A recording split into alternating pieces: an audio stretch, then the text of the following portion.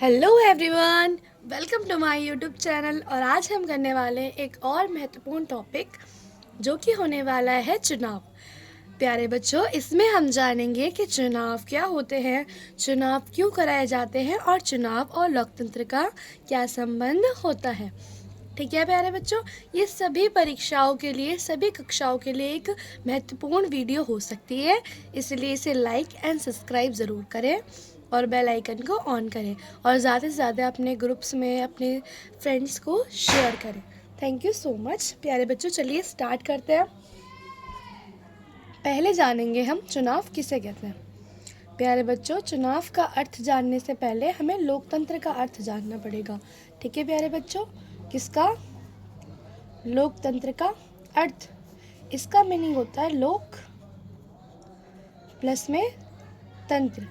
प्यारे बच्चों, लोक का मतलब होता है लोग जो हमारे आसपास हैं, तंत्र यानी कि शासन, यानी कि हम कह सकते हैं लोगों के द्वारा चलाया जाने वाला शासन ही लोकतंत्र कहलाता है। प्यारे बच्चों, लोकतांत्रिक व्यवस्था में जनता विधि द्वारा कोई भी विधि, ठीक है, जिसमें हम किसी के लिए भी अपना मत जाहिर करते हैं, उस विधि तो विधि द्वारा अपने प्रतिनिधि, ठीक है प्यारे बच्चों, अपने प्रतिनिधि का चुनाव करती है।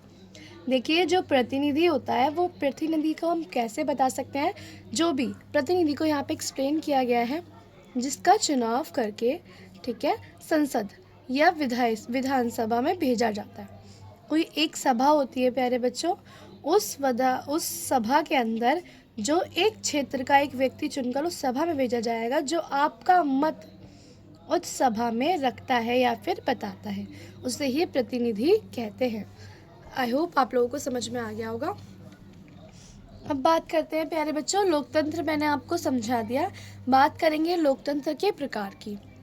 तो दो प्रकार का लोकतंत्र होता है, एक तो प्रत्यक्ष लोकतंत्र, एक होता है अप्रत्यक्ष लोकतंत्र। जो प्रत्यक्ष लोकतंत्र होता है उसमें जान लेते हैं किस प्रकार की विधि का, चुनाव की विधि का उपयोग किया जाता है। प्रत्यक्ष यानी कि डायरेक्ट, सीधे जाकर, प्रत्यक्ष यानी कि सीधे,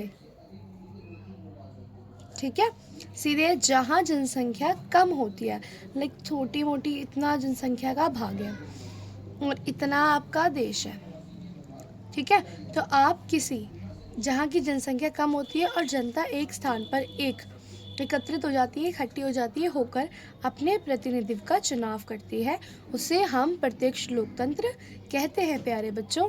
यानी कि आप किसी भी लोकतंत्र में सीधे जा कर के, सीधे बैठ कर के अपना अपना मत रख रहे हैं, इसी को हम प्रत्यक्ष लोकतंत्र कहते हैं। अब बात करते हैं प्रत्यक्ष लोकतंत्र के बाद अप्रत्यक्ष लोकतंत्र की।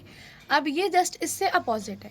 यहाँ पर जनता सीधे चुनाव की प्रक्रिया में पार्टिसिपेट करती है और अपने आमने सामने ही अपने प्रतिनिधित्व का चुनाव करती है।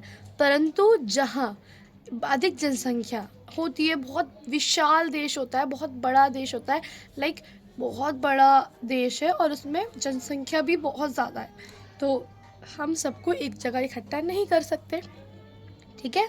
जहाँ अधिक जनसंख्या का भाग होता है, जनता एक स्थान पर आना संभव नहीं होता, वहाँ सरकार के लिए प्रतिनिधि चुनाव द्वारा चुना जाता है। यानी कि सभी व्यक्ति आकर के अपना अपना मत देंगे, फिर उन मत की गणना की जाएगी, फिर गणना के पश्चात उसके प्रतिनिधित्व का चुनाव किया जाएगा। इसे ही अप्रत्यक्ष लोकतंत्र कहते हैं प्यारे बच्चों। चुनाव एक लोकतंत्र का संबंध। देखिए, चुनाव और लोकतंत्र का क्या संबंध है, ये परस्पर एक दूसरे से संबंधी है। कैसे? यदि लोकतंत्र होगा तो वहाँ चुनाव ज़रूर कराए जाएंगे, और अगर चुनाव होगा तो वहाँ लोकतंत्र ज़रूर कायम होगा। हम कह सकते हैं ये एक सिक्के के दो पहलू की तरह है, जिसका एक हिस्सा भी गायब होने पर वो जो सिक्का होता है किसी काम का नहीं होता। लोकतंत्र बिना चुनाव संभव ही नहीं है। यदि अगर कोई शासक बन जाए और उसका चुनाव जनता के द्वारा नहीं हुआ हो, तो क्या वो चुनाव में लोकतंत्र कहलाएगा? नहीं, बिल्कुल नहीं। यदि जनता अपने चुनाव द्वारा, अपने मत द्वारा, अपने वोट द्वारा उस व्यक्ति को चुन रही है, उस व्यक्ति को लेकर आ रही है अपनी मर्जी से, तभी वो क्या कहलाएगा? लोकतांत्रिक चुनाव कहलाएगा। चुनाव बिना लोकतंत्र संभव नहीं है। तो इस तरीके से आप इसे एक्सप्लेन कर सकते हैं। अब बात करते हैं भारत का चुनाव इतिहास। स्टार्टिंग से जानेंगे कि भारत का चुनाव इतिहास कैसा रहा है, क्या क्या चुनाव में होता था। भारत में पहला चुनाव सन, अच्छा स्टार्टिंग में हम जानेंगे हमारी आज़ादी कब मिली। 1947 में हम लोग आज़ाद हुए थे। हमारा कॉन्स्टिट्यूशन कब लागू हुआ? 1950 में, ठीक है। और अब इसके तुरंत बाद चुनाव की तैयारी कराई जाएगी, यानी कि आपको याद रहना चाहिए हमारा पहले जो चुनाव हुए थे 1951 से 52 के बीच में चुनाव कराए गए थे। ये हमारे देश के पहले चुनाव थे, ठीक है प्यारे बच्चों। अब बात करेंगे भारत के देश के दूसरे चुनाव की। दूसरे चुनाव सन यानी कि कौन से? 1957 बच्चों, 1957 है, ठीक है, इसमें हुए थे। पहले प्रधानमंत्री कौन थे हमारे प्यारे बच्चों? जवाहरलाल नेहरू थे। अच्छा, ये जो है चुनाव आयोग जो चुनाव कराता है भारत में, वो चुनाव आयोग है और इसे ही हम निर्वाचन आयोग भी कहते हैं, ठीक है प्यारे बच्चों। निर्वाचन आयोग, इसका नाम निर्वाचन आयोग भी है। और एक इसकी किससे है? क्या इसमें संविधान में प्रावधान है? संवैधानिक संस्था है, ठीक है प्यारे बच्चों, ये एक संवैधानिक संस्था है। बात करते हैं चुनाव आयोग के बारे में। भारत में स्वतंत्र पूर्ण चुनाव कराने के लिए, ठीक है, इसे क्यों रखा गया है, हमने क्यों बनाया है? ताकि भारत में स्वतंत्र रूप से बिना दबाव के, बिना किसी पार्टी के दबाव वगैरह के चुनाव कराए जा सके, इसलिए हमने इसे बनाया है। 3 सदस्यों में चुनाव आयोग उपस्थित है, यानी कि जो 3 सदस्य होते हैं उसमें चुनाव आयोग में कितने सदस्य मान्यता दी गई है? 3 सदस्यों को मान्यता प्राप्त दी गई है प्यारे बच्चों। भारत में पहले चुनाव आयुक्त कौन थे? आप याद रखना, भारत में पहले चुनाव आयुक्त कौन थे? सुकुमार सेन। कौन थे प्यारे बच्चों? सुकुमार सेन थे, ठीक है। इसके जो भी इनका कार्यकाल होता है ना, वो 6 ईयर का होता है, 6 वर्ष का इनका कार्यकाल होता है। आपको याद रखना, हो सकता है आपसे MCQ में पूछ ले। चुनाव प्रणाली, अब बात करते हैं चुनाव प्रणाली के बारे में। 2 तरीके की हमारी चुनाव प्रणाली है। सार्वभौमिक वयस्क मताधिकार, यानी कि जो सबसे ज़्यादा वही जीते, ठीक है प्यारे बच्चों। एक है समानुपातिक प्रतिनिधित्व प्रणाली। पहली बात करते हैं सार्वभौमिक वयस्क मताधिकार के बारे में। तो देखिए, जहाँ पर भी ये वर्ड आ जाए ना, सार्वभौमिक वयस्क मताधिकार, तो इसमें सार्वत्रिक वोट की बात की जा रही है। जिसके सर्वाधिक वोट होंगे वही जीतेगा, ठीक है। सर्वाधिक वोट जीत की प्रणाली भी कहते हैं। इस प्रणाली को भारत ने अपनाया, ठीक है प्यारे बच्चों। इस प्रणाली को ही अब पूछेंगे भारत में कैसी प्रणाली चुनाव की, तो सार्वभौमिक वयस्क मताधिकार की प्रणाली है। इस प्रणाली को भारत ने अपनाया है। इसमें सबसे अधिक वोट पाने वाला विजय होता है, जिसमें सबसे आगे होता है, जिसके सबसे ज़्यादा अधिक वोट होते हैं, जो बहुमत प्राप्त करता है, वह ही अपनी सरकार बनाता है। आगे बात करेंगे लोकसभा के सदस्य बनने के लिए क्या क्या योग्यताएं होनी चाहिए। पहला, भारत का नागरिक होना चाहिए व्यक्ति। आयु जो होनी चाहिए 25 वर्ष होनी चाहिए। लाभ के पद पर ना हो, यानी कि ऑलरेडी किसी पद पर, जो कि एक सरकारी पद होता है, उस पद पर ना हो।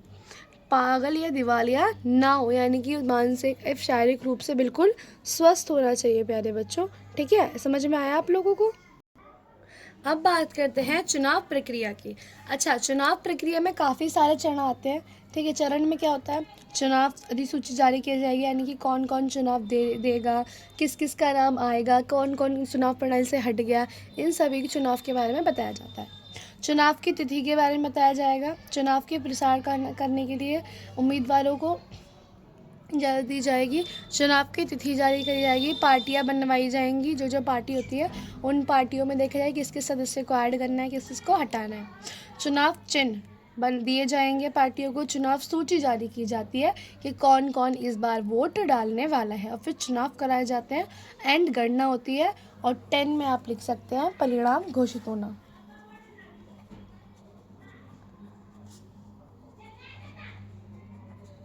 ठीक है प्यारे बच्चों, परिणाम घोषित हो जाते हैं।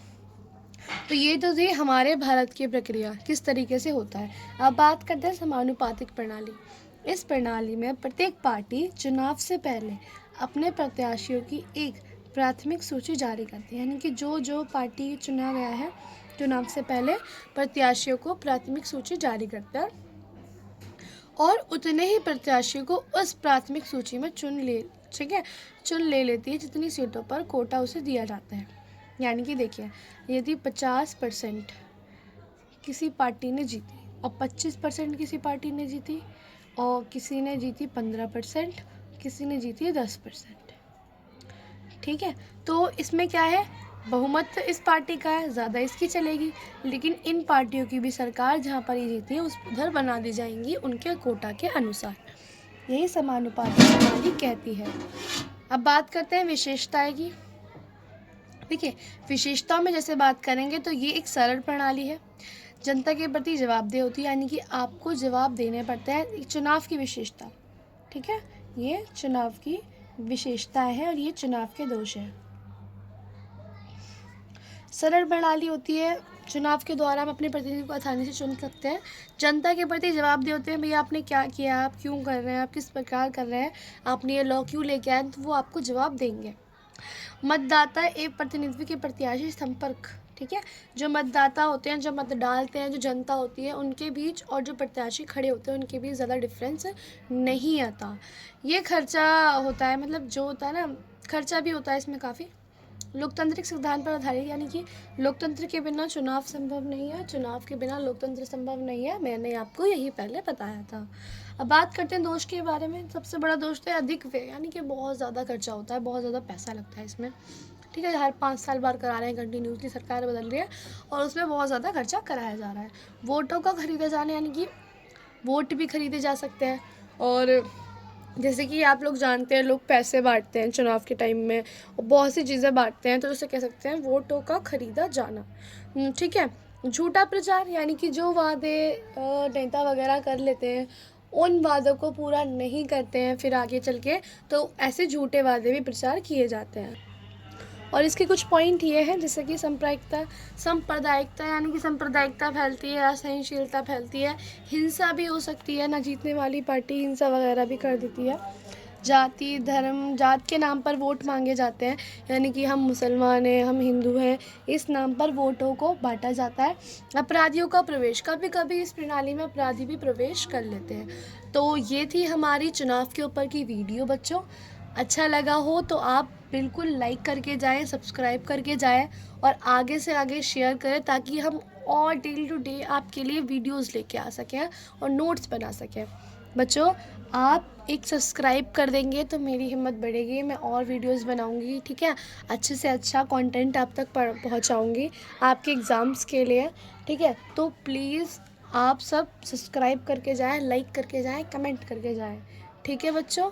और एक काम और, अच्छा, अगर आप लोगों को कुछ भी लगता है कि हाँ ये चीज़ ठीक नहीं है, थोड़ा सा और डिटेल में चाहिए, थोड़ा सा शॉर्ट चाहिए, तो आप वो सब मुझे बता सकते हैं। जिस अकॉर्डिंग आप लोगों को नोट्स या नोट्स वगैरह चाहिए उसी के अकॉर्डिंग आपको मिल जाएंगे। और अगर आपको लगता है कि आपको नोट्स के PDF भी चाहिए तो आप मुझे बता सकते हैं कमेंट सेक्शन में, ठीक है। जो भी कमेंट सेक्शन में मुझे बताएगा मैं उसे नोट्स प्रोवाइड करने की पूरी कोशिश करूँगी, ठीक है बच्चों। So bye bye and tata and thank you so much.